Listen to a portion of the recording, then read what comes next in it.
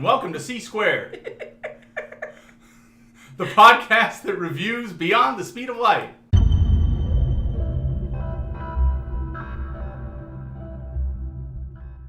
Hi, and welcome to C Squared. I'm Christopher. And I'm Carma. And as you might be able to tell from our appearance, today we're reviewing episodes of The Avengers. No, not the Marvel Cinematic Universe Avengers with Captain America, Thor, and Iron Man, but the 1960s television program, The Avengers, which came over here from Britain. Karma, you're familiar with The Avengers. Oh yeah, my dad introduced me to the show.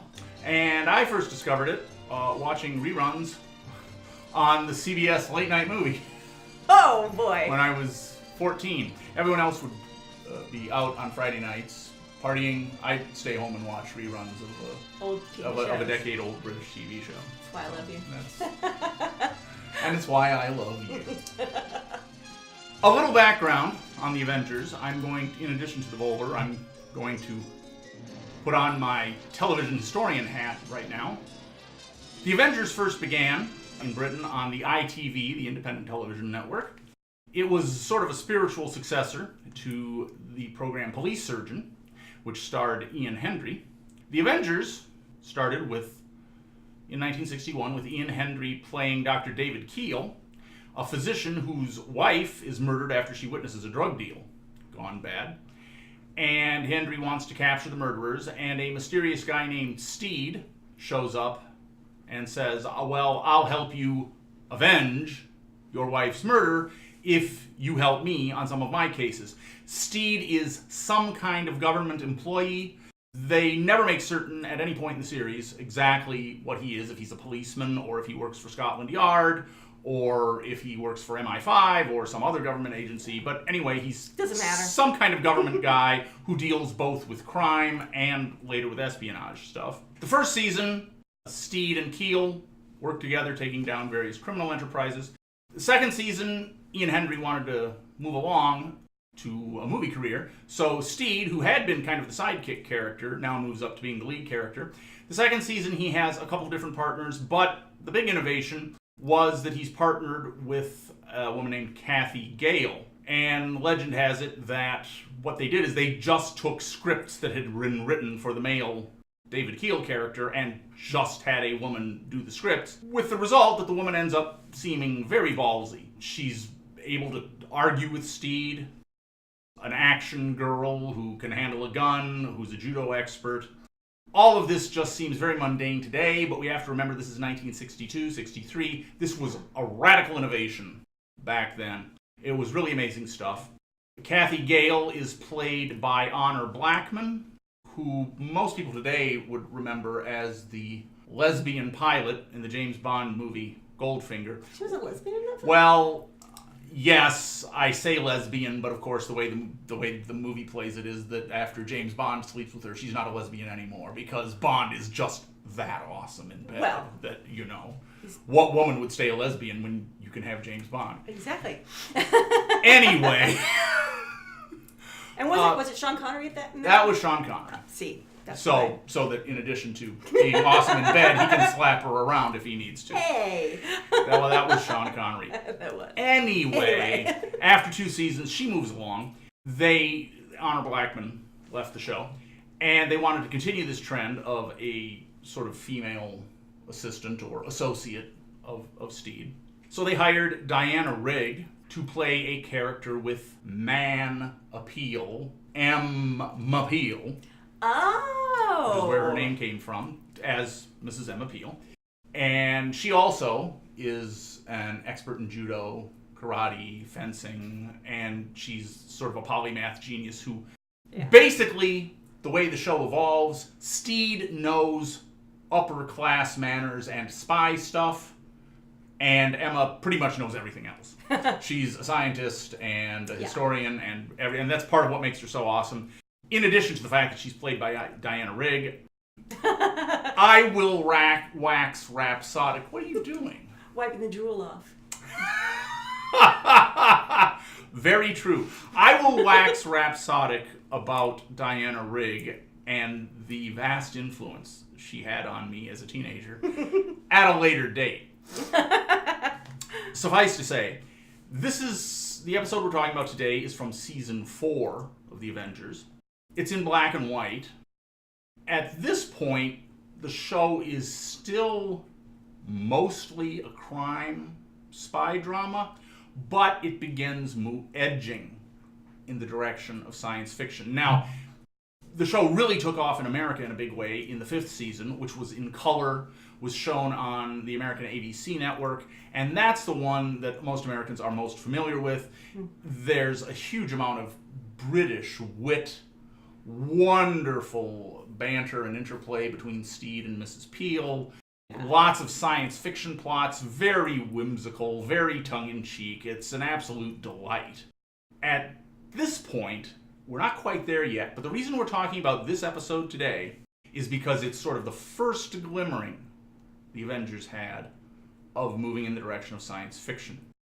Karma, would you give us a summary of this episode? Okay, so this episode is called The Cybernauts, which is kind of a gimme, but I guess at this point in time, the science fiction aspect of the show wasn't there, so they play it up as a mystery. You see this dark, big guy, and you see him go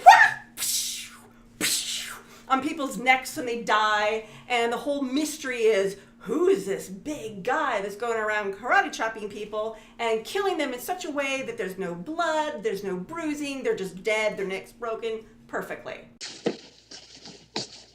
Looks as though he's been hit by a 5-ton truck. It's extraordinary. This man is a karate expert. Not expert enough. Steed, look.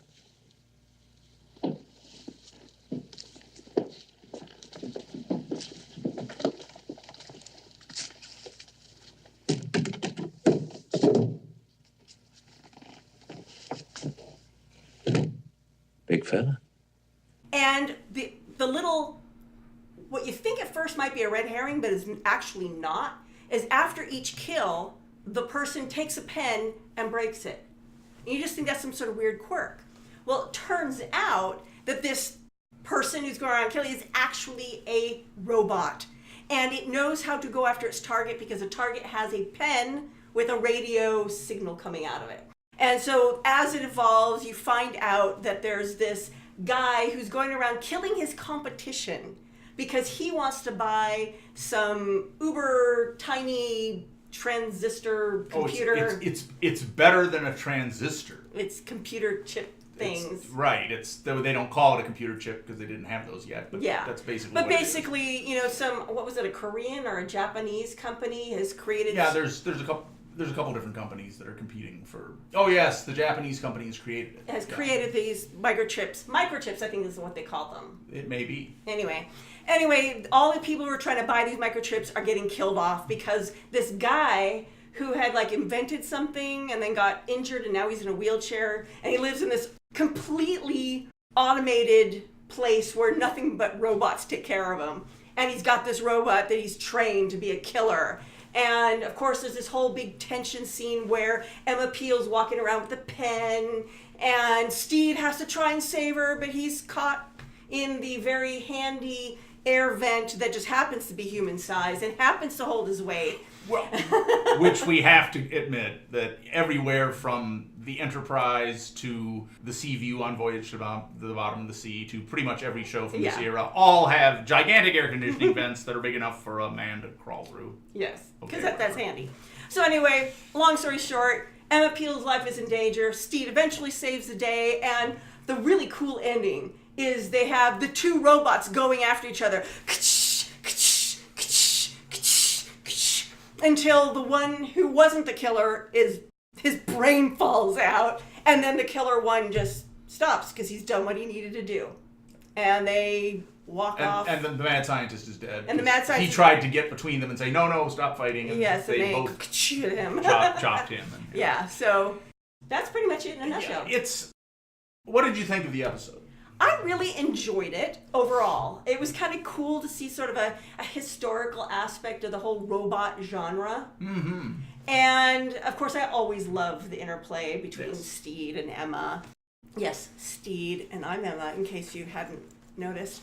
at this point in the show, Emma is still very much in the Kathy Gale mode. Kathy Gale liked wearing all these black leather outfits, which, of course, I have no problem with. Later on, the actress Diana Rigg didn't like wearing leather, so they had her wearing kind of a stretchy nylon. Yeah, So, which she also later on. also totally rocked, But early on here, she's in leather, and Steed, at this point, when the show first started, he's kind of an average guy in a trench coat, but by this time he's classed it up with his umbrella and his bowler hat, and not quite as outlandish as he gets a little bit later in the color episodes, but he's still being classy. There were some scenes that went on a little bit longer than I thought they needed to. And the whole tension where the robot is getting closer to Emma Peel and she's walking back and forth, the robot's getting closer and she's walking. It took a little long.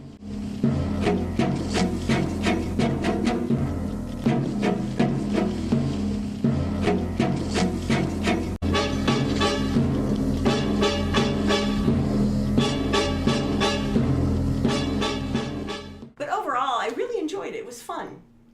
It's a great perspective that Karma brings to this. I have to say, in my opinion, this time has not been kind to this episode. You have to watch it through a historical lens and realize, for us today, 60 years after this episode aired, we're watching it, and right away you catch on. It's like, well, the killer's a robot. Duh.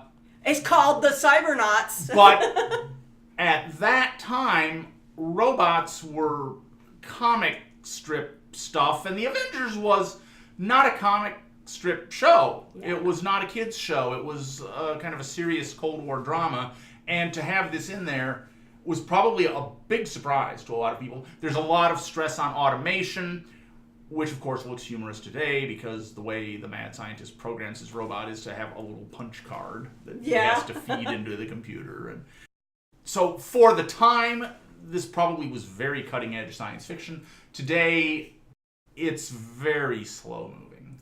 You're thinking, speed it up, and which you're probably saying about us, but whatever. Don't do that. We're cool and fun and exciting, and you don't want to encourage that attitude in our viewers. No, you love every moment of us.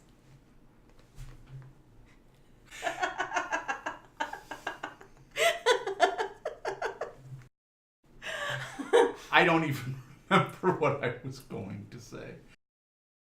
With a historical perspective, it's an interesting show to watch now.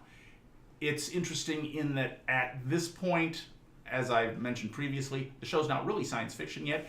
It reminded me a lot of the first season of Voyage to the Bottom of the Sea, which, again, the first season was in black and white. It later became a science fiction series, but it wasn't in the first season. The first season, it was a Cold War spy drama and about guys on a submarine.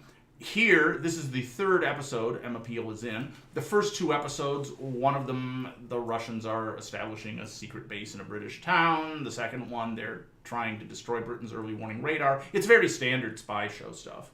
So, for this to be about this mad scientist with computers who programs robots to kill people, at the time must have seemed really innovative and really kind of off the wall. Yeah. But it works still. As I say, it's a little slow, but it's very suspenseful. Right. Because the reveal that the thing's a robot really doesn't come till almost the very end of the episode. Yeah, definitely. So this whole time, and there's Karma mentioned the red herring. There's a big red herring early in the episode where they're trying to figure out how are all these people dying. And Emma, who is an expert in judo and karate, says, oh, well, they're killed with a karate blow, so she investigates this karate school, and you find out that she's a karate expert. But all this time, you're thinking, oh, well, maybe this killer is some karate guy. And part of the reason why I didn't even think to mention that aspect is because that was kind of the boring part. To us. To us, yeah. I mean... Again, for the viewers there's this whole thing where this guy's like, oh, only men can do judo. And she's like, well, what about this one? Because, oh, she's exceptional. And so Emma says, well, if I can take her down, will you take me? And he goes, okay. So there's Emma Peel doing her thing. And of course, Emma mops the floor with her. Yes. And then the guy says, You fought her like a woman, but she fights like a man. Because apparently that's a compliment. Emma Peel fights like a man. It's 1965. Yes. You have to make allowances. One other little historical note for the science fiction fans who are watching this. This episode aired in October of 1965. That's a full year before the Cybermen show up on Doctor Who. So this was really ahead of its time. Yeah. And cyber things rapidly become a big deal. Yeah. In 60s and then later in 70s science fiction, where we get the $6 Million Man and the Bionic Woman and the fembots and fembots. Yeah. Since Austin Powers, nobody can say fembot with a straight face anymore. No. But this is the very first glimmering of robots and cyber beings. When you were doing your research, did you find out why they call it a cybernaut? Because a I did naut not. is usually a ship kind of term. I did not. Argonauts. I can only speculate that at this point, astronauts and cosmonauts were very big in the news. So Okay, that's probably astronaut, cosmonaut, cybernaut. Okay. You know, it There just probably weren't any ships sounded involved. cool. No. Okay. This is the first episode the Cybernauts show up in. They do show up a couple more times later on the Avengers. We will not be doing every single episode of the Avengers in, what are we in, season 4? The black and white season. We'll drop in on it now and then when there's a science fiction episode. Once we get to season 5 and it's much more science fiction-y, we'll probably do an episode by episode breakdown. But at this point, the Cybernauts, first glimmerings of science fiction. I think it's worth a watch. It was worth a watch. Yeah. And it's worth a watch for you as well.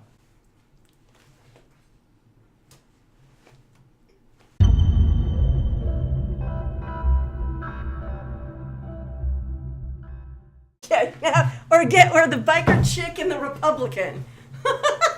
Oh, awesome! Where did you hide that? I just bought it today. Oh, I knew we were going to do this. Do I look okay? you look Silver little awesome. tuft